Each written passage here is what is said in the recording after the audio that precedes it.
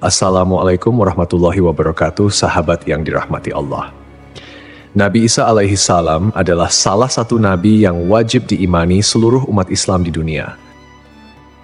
Beliau diutus oleh Allah Subhanahu wa Ta'ala kepada Bani Israel karena kesesatan yang dilakukan oleh kaum tersebut sepeninggal Nabi Musa alaihi salam.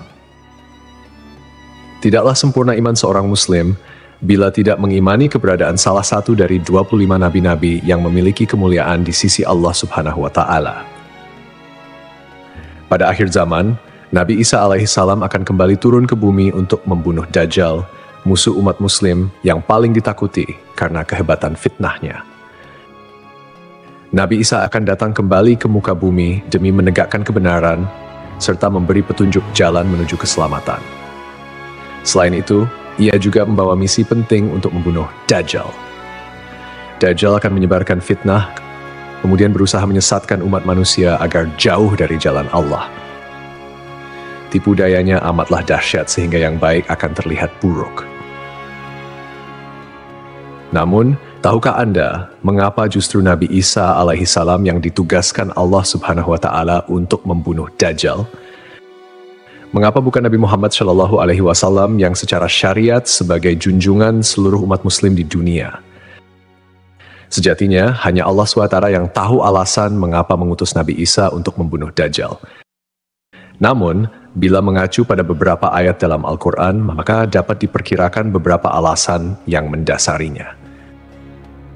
Tapi sebelum lanjut, jangan lupa klik tombol subscribe, like, komen, dan lonceng notifikasi sahabat untuk mendukung channel ini agar terus menyiarkan syiar Islam.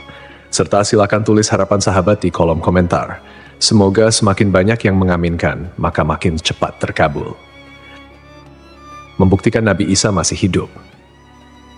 Alasan pertama yaitu membuktikan bahwa Nabi Isa masih hidup. Bangsa Yahudi dan Nasrani percaya bahwa Nabi Isa dibunuh dan disalib oleh orang-orang Romawi. Namun, sebenarnya Allah Subhanahu wa Ta'ala menyelamatkannya dengan menggantikan peran Nabi Isa alaihissalam kepada orang yang wajahnya diserupakan dengan beliau. Sedangkan Nabi Isa alaihissalam sendiri diangkat ke langit atas izin Allah Subhanahu wa Ta'ala. Karena ucapan mereka orang Yahudi, sesungguhnya kami telah membunuh Al-Masih Isa putra Maryam, Rasul Allah. Padahal mereka tidak membunuhnya dan tidak pula menyalibnya, tetapi yang mereka bunuh ialah orang yang diserupakan dengan Isa. Ini sesuai dengan Al-Quran surat An-Nisa ayat 159 yang artinya, tidak ada seorang pun dari ahli kitab kecuali akan beriman kepadanya Isa sebelum kematiannya. Dan di hari kiamat nanti, Isa itu akan menjadi saksi terhadap mereka. Hal ini membuktikan bahwa tuduhan bahwa Nabi Isa telah disalib oleh kaum Yahudi adalah salah. Sebab selama ini kaum kafir mempercayai bahwa Nabi Isa sudah wafat. Sementara Allah menegaskan dalam firman-Nya bahwa Nabi Isa telah diangkat ke langit sebelum kaum Yahudi membunuhnya.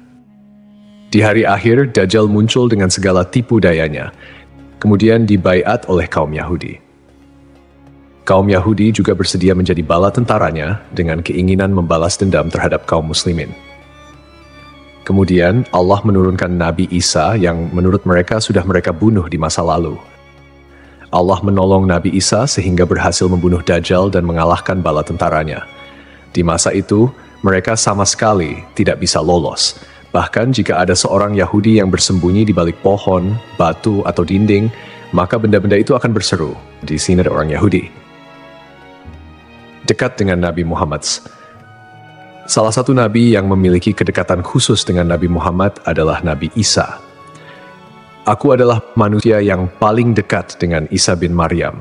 Antara zaman kami berdua, tidak ada nabi yang memisahkan. Selain itu, Nabi Isa sendiri pernah berdoa kepada Allah Subhanahu wa Ta'ala untuk dijadikan umat Nabi Muhammad.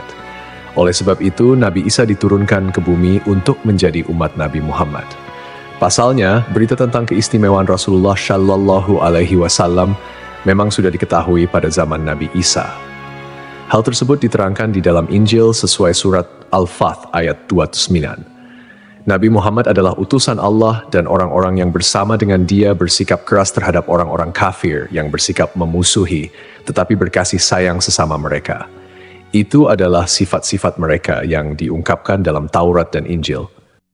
Yakni seperti benih yang mengeluarkan tunasnya, kemudian tunas itu makin kuat, lalu menjadi besar dan tumbuh di atas batangnya. Tanaman itu menyenangkan hati orang yang menanamnya. Keadaan mereka diumpamakan seperti itu. Karena Allah hendak membuat marah orang-orang kafir. Allah menjanjikan kepada orang-orang yang beriman dan mengerjakan kebajikan di antara mereka ampunan dan pahala yang besar. Nabi Isa alaihissalam kembali turun ke bumi diyakini akan menegaskan kebenaran dari ajaran Nabi Muhammad SAW. Tidak bisa dipungkiri bahwa saat ini banyak umat Nabi Isa yang tidak menerima ajaran Nabi Muhammad SAW. Padahal Nabi Isa alaihissalam merupakan pengikut dari Rasulullah SAW. Al-Baghawi menceritakan dalam tafsirnya bahwa ketika Isa alaihissalam mendatangi Baitul Maqdis, di mana orang-orang sedang bersiap salat asar, maka imam di masjid itu mundur dan menyuruh Isa untuk maju. Namun Nabi Isa enggan dan ia tetap salat di belakang imam dengan syariat Nabi Muhammad SAW.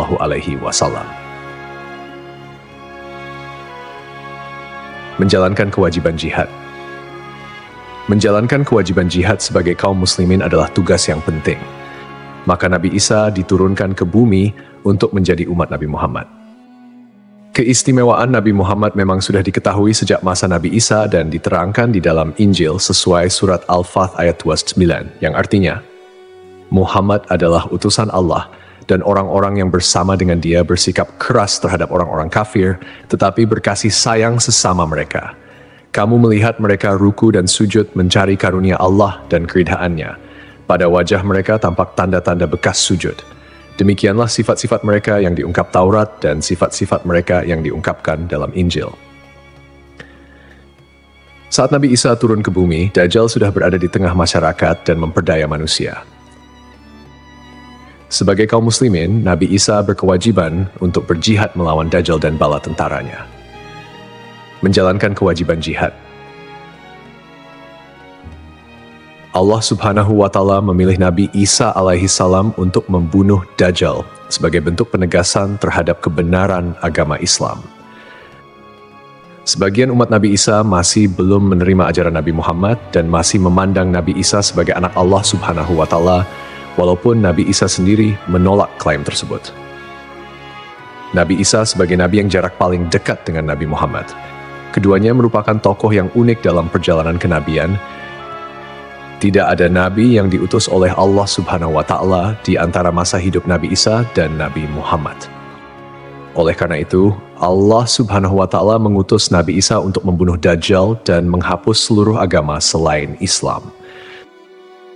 Tujuannya agar umat Nabi Isa menyadari kesesatan pandangan mereka dan beriman kepada Allah Subhanahu wa Ta'ala serta Nabi Muhammad sebagai nabi terakhir.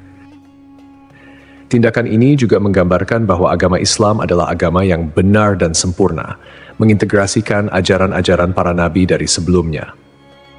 Agama Islam diidentifikasikan sebagai agama rahmatan lil alamin yang membawa kedamaian, keadilan, dan kesejahteraan bagi seluruh makhluk. Mukjizat Nabi Isa dari Allah Subhanahu wa Ta'ala membawa perbandingan yang menonjol di antara kemuliaan dan kehebatan para nabi, termasuk Nabi Isa dan Nabi Muhammad.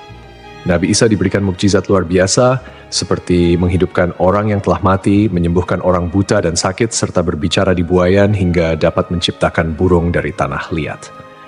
Nabi Isa sebagai penyempurna dari ajaran sebelumnya menyampaikan bahwa setelahnya akan muncul seorang utusan terakhir, yakni Nabi Muhammad.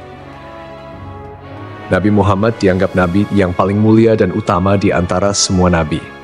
Beliau dianugerahi mukjizat terbesar, yaitu Al-Quran, yang merupakan firman Allah Subhanahu wa Ta'ala yang tidak dapat ditiru ataupun diubah oleh siapapun. Selain itu, Nabi Muhammad juga memiliki syafaat, yaitu pemberian ampunan kepada umatnya di hari kiamat. Melalui perbuatan membunuh Dajjal, Nabi Isa akan memperkuat dan menegaskan kemuliaan Nabi Muhammad, mengakui kedudukannya sebagai nabi penutup zaman. Tidak hanya Al-Quran, Nabi Muhammad juga diberikan mukjizat lain seperti membelah bulan dan air mengalir dari jemari tangannya. perjalanan Isra dan Miraj, serta mampu bersabda dalam berbagai bahasa. Mukjizat-mukjizat ini menunjukkan kekuasaan Allah yang melampaui batas akal manusia.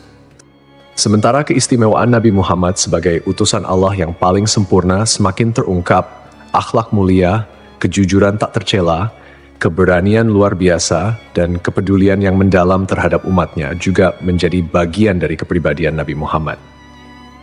Beliau adalah uswatun hasanah, telan baik bagi seluruh manusia.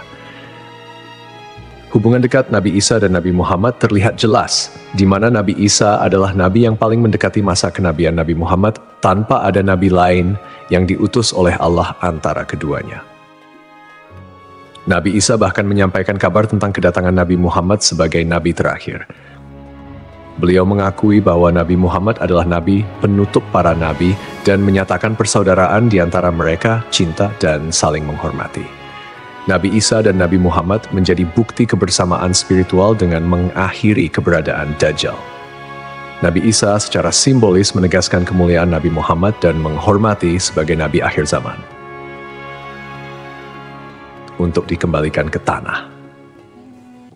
Alasan selanjutnya, Nabi Isa alaihissalam akan dikembalikan ke bumi sesuai kodrat manusia yang tercipta dari tanah.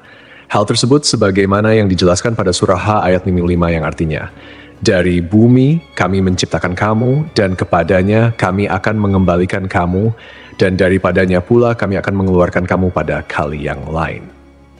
Nabi Isa alaihissalam diturunkan ke bumi juga menandakan bahwa ajalnya akan tiba. Setelah wafat, Nabi Isa alaihissalam akan dimakamkan di tanah suci, lalu dibangkitkan kembali bersama manusia lain di hari kebangkitan. Mengenai lokasi makam Nabi Isa alaihissalam, terdapat perbedaan pendapat di kalangan ulama. Sebagian ulama mengatakan lokasinya terletak di Bait al-Maqdis, dan sebagian lainnya mengatakan akan dimakamkan bersama Nabi Muhammad SAW. Sebagai muslim yang beriman, tidaklah pantas bagi kita untuk membanding-bandingkan siapa nabi yang lebih hebat. Karena semua nabi yang diutus oleh Allah Subhanahu wa Ta'ala mempunyai tujuan yang sama, yaitu mengajak tauhid, mengagungkan kebesarannya. Nabi Isa alaihissalam selain ditugaskan Allah Subhanahu wa Ta'ala untuk membunuh Dajjal pada akhir zaman, ternyata beliau juga akan memiliki tugas dan maksud tertentu yang pada intinya adalah menegaskan ajaran yang dibawa oleh Nabi Muhammad SAW kepada seluruh manusia yang ada di dunia. Semoga kita semua bisa memetik pelajaran. Wallahu a'lam.